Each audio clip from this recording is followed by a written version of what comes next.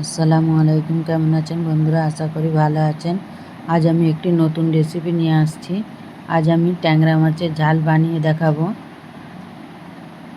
দেখুন, আমি এখানে বড় সাইজে দুটো পেঁয়াজ নিয়েছি, একটা টমেটো কুচি, পেঁয়াজগুলো খুব মিহি করে কুচিয়েছি। আর এখানে আলুও কেটে নিয়েছি, লম্বা লম্বা করে সরু করে কেটে নিয়েছি। আমার গ্যাসটা এখন অফ করা রয়েছে। অফ গ্যাসেতেই আমি মশলাগুলো দিয়ে দেবো একে একে। নুন, হলুদ গুঁড়ো, লঙ্কার গুঁড়ো, ঝালটা নিজেদের পছন্দ অনুযায়ী দেবেন। এবার ভালো করে মাখিয়ে নেব হাতে করে। যেহেতু হাতে মাখা মাছ রান্নাটা করব, তাই আমি হাতে মাখাবো। এটা 10 মিনিট ধরে মাখিয়ে নিতে হবে। মশলাগুলো হাতে করে যত মাখাবেন মাছের রান্নার স্বাদটাও তত বেশি ভালো হবে। আর মাখতে মাখতে এক পর্যায়ে পানিও বেরিয়ে পড়বে, আর আলুগুলোও নরম হয়ে যাবে। আলু, টমেটো, পেঁয়াজ সব কিছুই নরম হয়ে যাবে। যত মাখবেন তত টেস্টটা ভালো হবে। দেখে বুঝতে পারছেন মাখতে মাখতে মাখছি যে কতটা নরম হয়ে গেছে।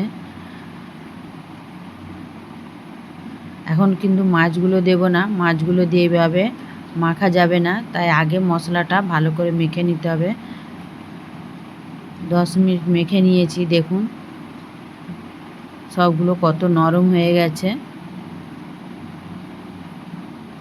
এবার ট্যাংরা মাছগুলো দিয়ে দেব।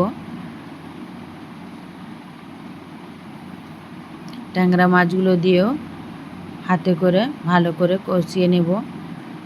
গ্যাসটা এখনও অফ করে রেখেছি আমি। পুরো মাখানো হয়ে গেলে তবেই গ্যাসটা আমি জ্বালাবো। দেখুন হাতে করেও ভালোভাবে মাখিয়ে নিতে হবে।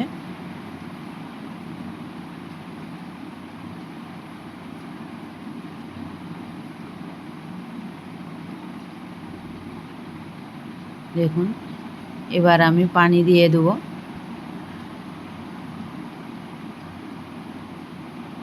এই পর্যন্ত ভালো লাগলে বন্ধুরা লাইক, কমেন্ট ও শেয়ার করবেন। যারা আমার চ্যানেলটি এখনও সাবস্ক্রাইব করেননি করে দেবেন। পাশে থাকা বেল আইকনটি ক্লিক করে দেবেন, যাতে করে কোনো ভিডিও আপলোড করার সাথে সাথে নোটিফিকেশনটা আপনাদের কাছে পৌঁছে যায়। দেখুন মেখে আমি পানি দিয়ে দিয়েছি।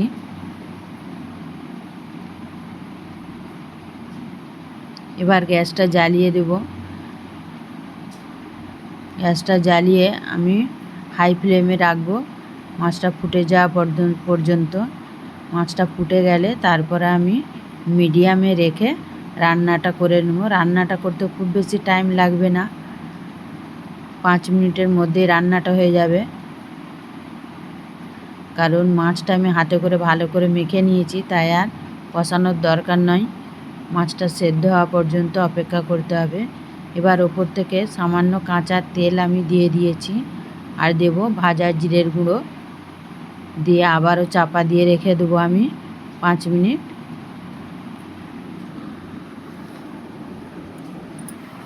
5 মিনিট পর ফিরে আসছি। দেখুন রান্নাটা আমার হয়ে গেছে। আমি আপনাদের সার্ভ করে দেখাচ্ছি।